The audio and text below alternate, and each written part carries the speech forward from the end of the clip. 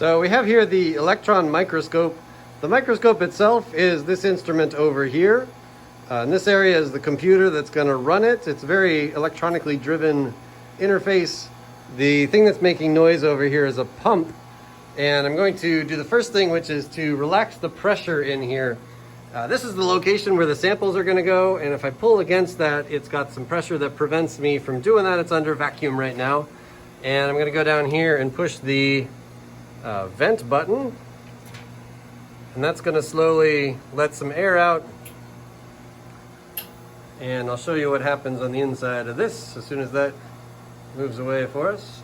All right, so the chamber for the sample is now available to us. Inside of there is a little spinning wheel, and there's some knobs, some dials at the front that change the orientation of this in a couple ways. We can, I don't know if you can really see it here. There's basically a front and back, a side to side, and then there's an instrument, a dial here that will spin this around. So from the outside, this one's the spin it around, this one's front to back and side to side. From the outside, we'll be able to move the sample around even when it's in there under pressure. I'm going to close this up for now while I prepare to put our sample on there. The sample is going to come, we have it on the cylinder there, and our cylinder is going to go into this holder here. Get the holder and the screwdriver for that.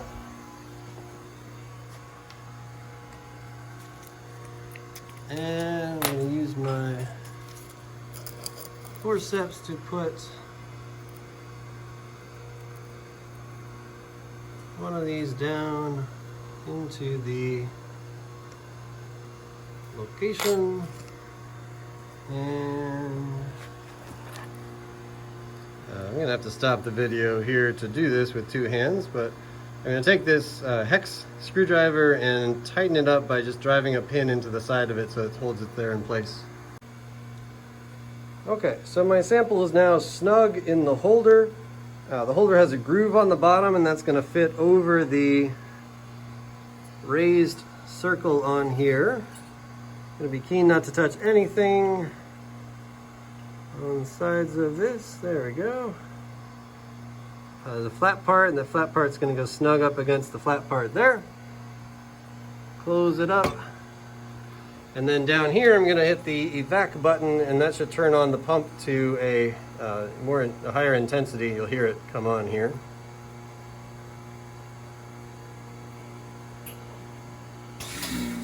There we go. Okay, so blinking as it establishes the vacuum, and when it's finally got the vacuum, that blinking will stop.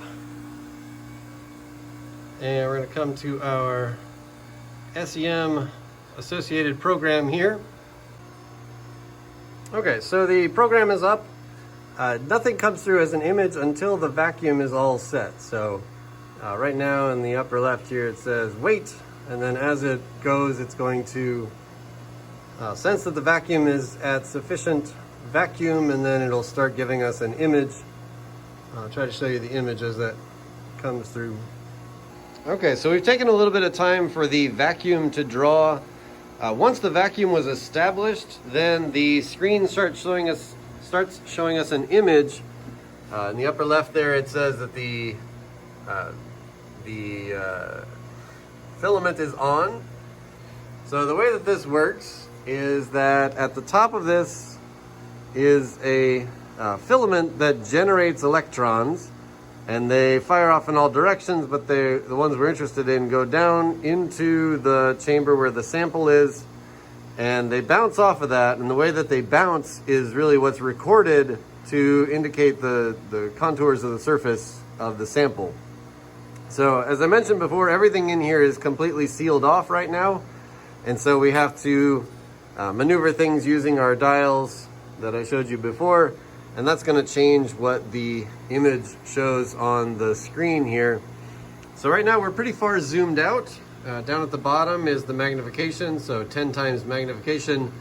The real strength of the SEM is being able to magnify and see images much more magnified than you could see with any kind of light source. So this can go It's kind of the high end of a compound microscope is like a 1000x magnification, and this one goes into the several thousands and still gets you a pretty good image. It takes a little bit of practice to get familiar with working with this, so I'm gonna do like a two-parter, kind of show you the image moving around while I adjust it. So you see I'm turning the dial and the image moves ever so slightly.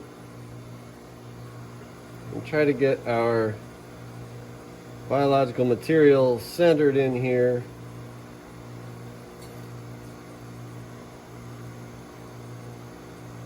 So what we have today is a possibly a seed, possibly a fruit from organic material that was collected in a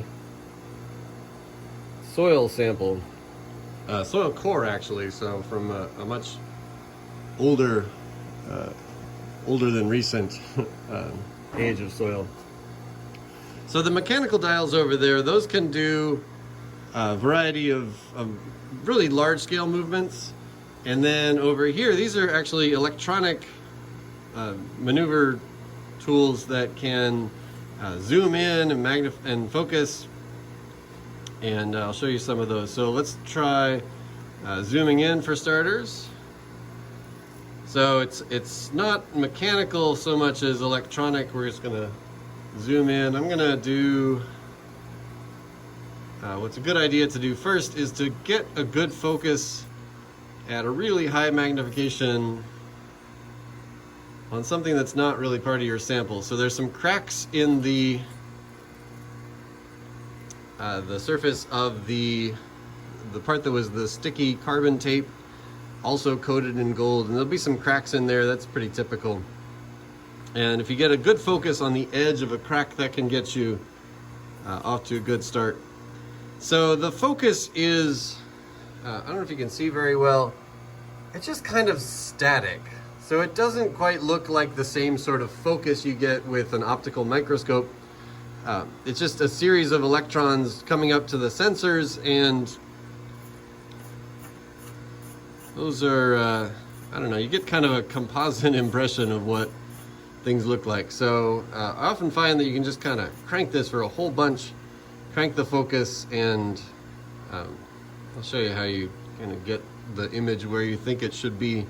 I'm going to hit the coarse button, so if I push this down, that means that my focusing, every turn of this knob is going to go farther, so I can get closer to where I want to be faster. So that's not pretty good for starts. I'm going to take the coarse off. I'm going to zoom in some more. So we're now at 10,000 times magnification. It looks to me like the image on the video recording is maybe even coming out better than what I see. So I see a lot of static. Focus, okay. So the focus, I find that I just have to basically turn it so far that I know it's out of focus, and then I know I can go back the other way to get it more in focus. I'm going to keep going that way, maybe until it's out of focus again, and then kind of remember where the good focus was. There's another factor to focusing that can be tricky. This feature called stigmation, or stig, sort of like a wobble of the beam. So this beam of electrons, you can adjust it as it comes down the pipe. And sometimes focusing is not enough. You got to optimize your stigmation as well. Now, what students often like to do is use the automatic functions, which are also possible. So you can just do an autofocus. So down here, there's just a button, autofocus. It's got a little timer tells me it's doing the autofocus. I'm going to do the auto stig. So auto stigmation here. Give that a minute. And it looks like we haven't improved terribly. One last thing we can do here is to change the brightness and contrast.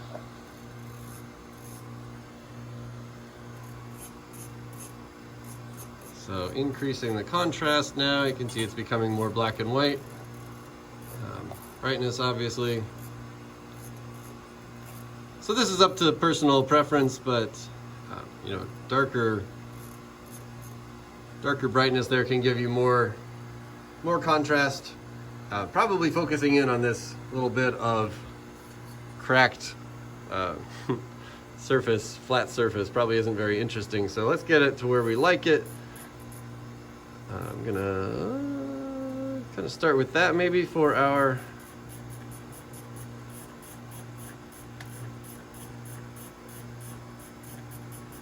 brightness and contrast. Focus. And let's just come out and see what we get here. All right, so that should bring our seed a little bit better into focus. I went ahead and put the big one on here first. So this is the biggest seed we have to work with today. So pretty nice when the images come off from here. They've already got a scale bar built in, so this says that this seed is, I don't know, 3 or 4 millimeters across on the long dimension. And what we're really interested in, you know, obviously we're back to 20 times magnification. This is something you could photograph with a dissecting microscope. But the real strength of the electron microscope is being able to zoom in a whole bunch. So we'll see if we can find something interesting to zoom in on. I'm gonna, now that I have the piece of this that I really wanted to look at, I'm gonna work with my brightness, contrast, focus, magnification.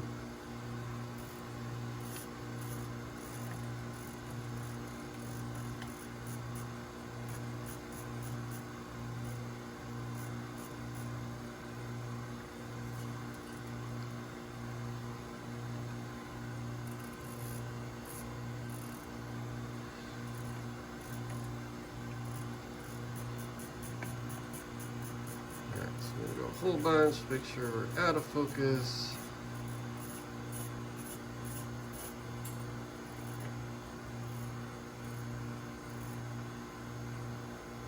Back into focus. I guess I don't usually do one that's so zoomed out. I'll show you some more of the features we can use here. It's kind of grainy and it's going to stay kind of grainy, and what's going on there is that it's giving us more of a real-time image. This is a setting called Scan 2. So there's Scan 1, Scan 2, all the way up to Scan 4. The Scan 4 takes a longer time to integrate data, and it's basically like a long exposure. And long exposure for the SEM allows you to get much better crispness resolution on your image. So I'm going to switch to Scan 3, and you'll see the image takes a little while to form up. So that line that's peeling down the screen, this is going to take, I don't know, about 10 or 20 seconds to get our whole image put together. All right, so that's the result of one scan. It's, I don't know if you can see, but it'll keep updating at that rate as it goes. Hopefully you can see the crispness has improved. Let me change our contrast here, and maybe you'll see things change just a little bit. Okay, so I changed the brightness, and you see that the from where it's peeling down, it's coming in at a darker brightness there. So this setting is probably not a great way to adjust the features of your data collecting, because it just takes a while to see the effects of that. All right, so that's Scan 3. I'm going to go ahead and do Scan 4 is a very long data collection. It takes a couple minutes to get that done. So really, when you're finally ready to take the best image you can of what you want to look at, I'd go for Scan 4. The same thing will happen if you do Photo. So Photo just scans it and freezes the result so that you can export that as an image. So I'll just do Photo. And you'll see over on the left there's an orange bar, progress bar coming down. So it's collecting data for the final quality image. And when it's finally done with that, it'll give you the best resolution we can get.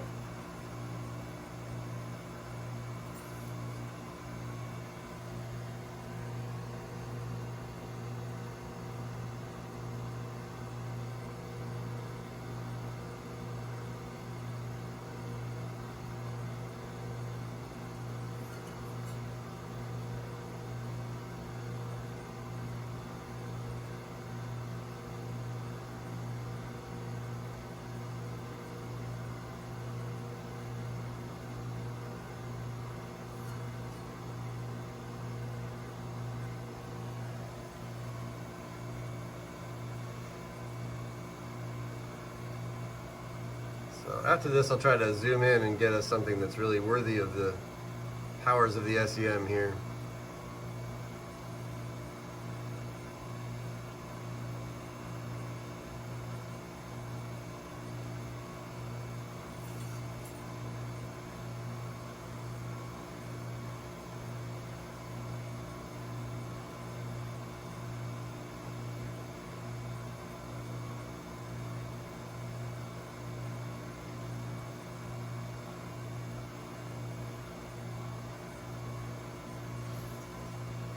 So what we're looking at, I think this is a seed.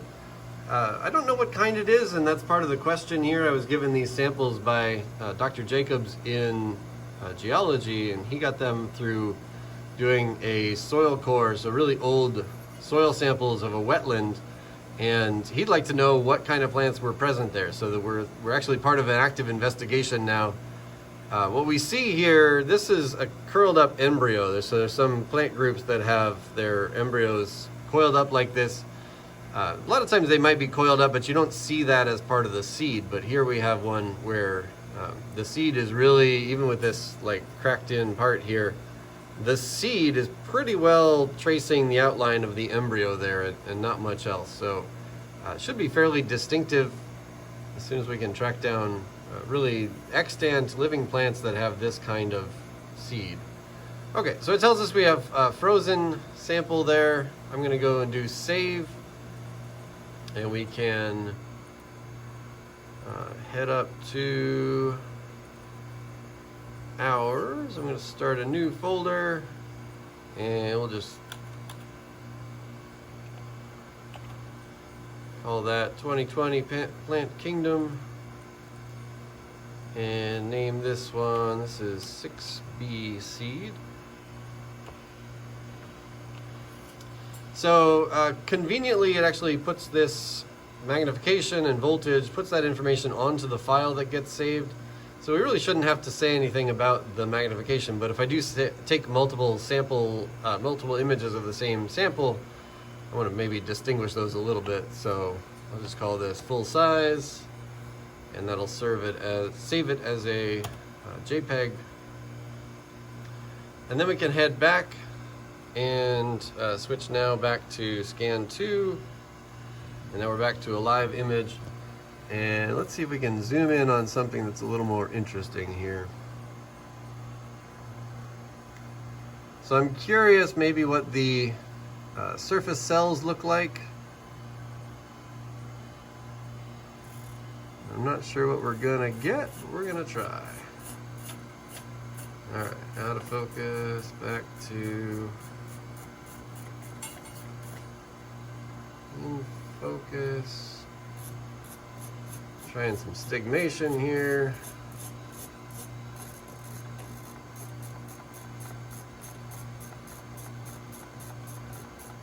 Seem to be improving a little bit.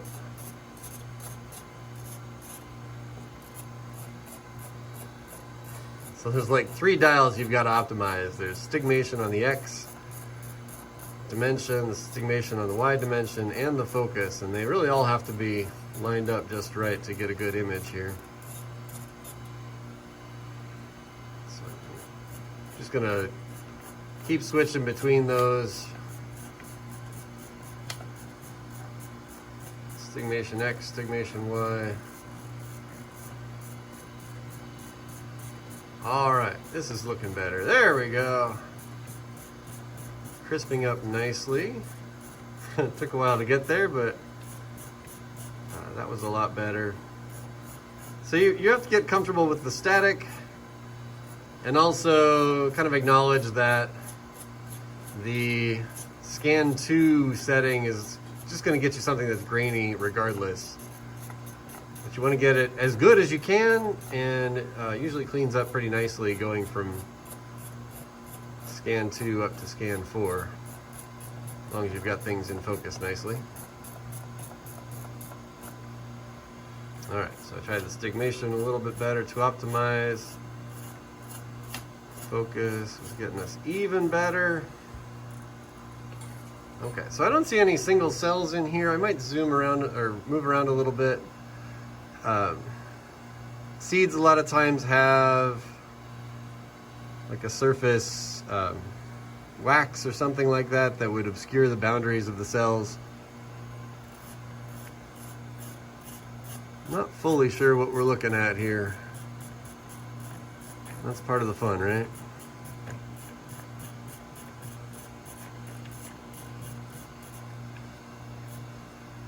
All right, let's see if we can make this work for us. So I'm going to go ahead and run with that and kick it up to scan 3.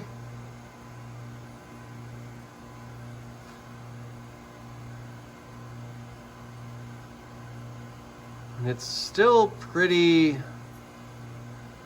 indistinct. So there's some kind of cellular shapes here. I would expect those are probably cells, these depressions here.